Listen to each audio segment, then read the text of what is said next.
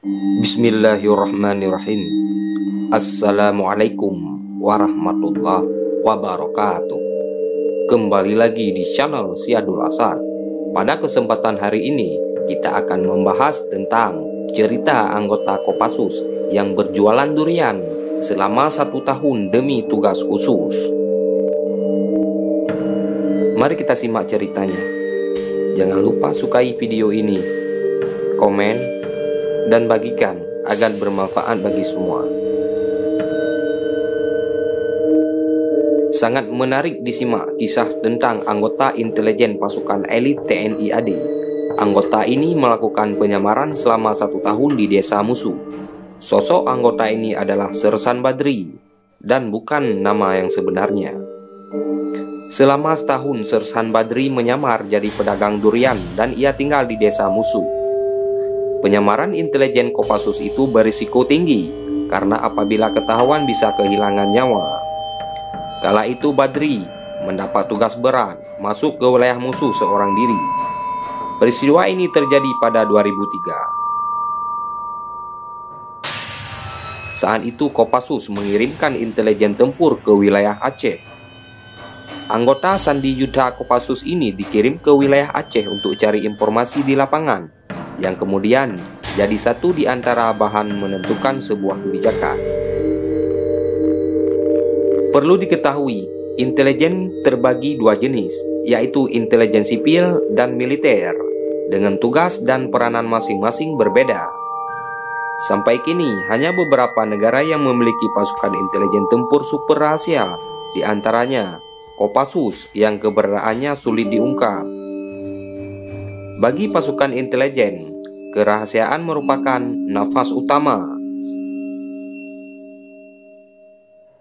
Berkat informasi intelijen tempur pasukan elit TNI AD, banyak operasi yang dilakukan Kopassus berhasil dengan gemilang, termasuk penyelesaian pertikaian bersenjata di Aceh beberapa tahun lalu. Kisah-kisah menarik pasukan elit Indonesia ini memang tak sedikit yang luput dari perhatian publik, seperti kemampuan intelijen tempur yang tak diragukan lagi. Satu di antaranya kisah Sersan Badri, anggota Satuan Intelijen Kopassus atau Sandi Yuda. Sabar penyamaran 1 tahun, Sersan Badri ditugaskan untuk masuk ke lingkaran utama Gerakan Aceh Merdeka pada tahun 2003. Sebelum ditumpas habis, GAM sempat berulah beberapa kali di Aceh. Basis militer mereka berada di Lok Sumawe. Sebelum memasuki GAM selama 1 tahun, Sersan Badri memetakan situasi lapangan Aceh terlebih dahulu. Bukan perkara yang mudah bagi Sersan Badri untuk memasuki lingkaran GAM. Misi yang dilakukan Sersan Badri bisa dibilang misi top secret. Hanya pimpinan saja yang mengetahui misi tersebut. Sersan Badri memutuskan menyamar sebagai seorang pedagang buah. Ia mengirimkan dagangannya dari Medan ke Lok Sumawe. Pengalaman tak terduga, ada pengalaman unik yang dialami oleh Sersan Badri. Ia pernah ditempeleng aparat saat melewati pos penjagaan karena diminta jatah durian. Telah berhasil menyusup ke GAM, kesetiaan Sersan Badri diuji selama 3 bulan lebih. Ia mendapat tantangan dari GAM. Ia diminta beberapa kali untuk mengecoh patroli TNI agar GAM tidak bisa disergap. Bahkan Sersan Badri diminta meloloskan anggota GAM ke Malaysia. Yang paling gila adalah ketika Sersan Badri diminta menyembunyikan istri Panglima GAM. Pengalaman tak terduga lain saat penyamaran ini bertaruh nyawa. Karena misinya yang sangat rahasia, Sersan Badri ditembaki temannya sendiri ketika GAM dikepung prajurit TNI. Ia merupakan satu di antara bukti penyamaran tingkat tinggi Kopassus hingga temannya sendiri terkecoh. Setelah Idul Fitri pada 2004, perintah menangkap hidup atau mati 3 pimpinan GAM, yaitu Muzakir Manaf, Sofyan Daud, dan Said Sanan. Sersan Badri memberikan informasi keberadaan tokoh penting GAM tersebut.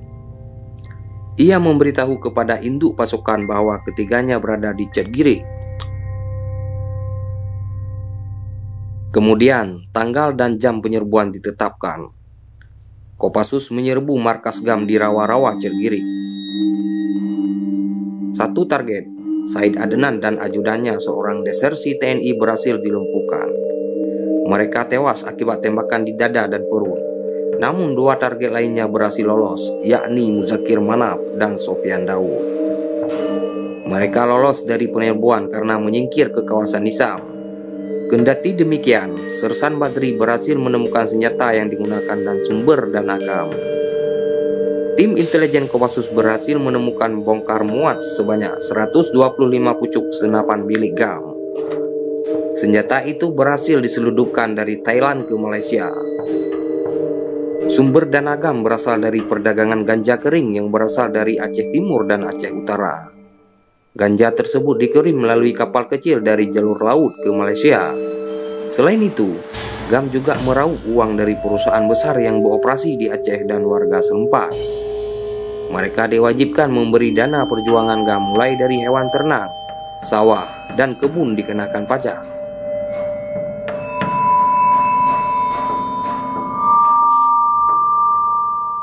Demikian sekilas informasi. Wassalamualaikum warahmatullahi wabarakatuh.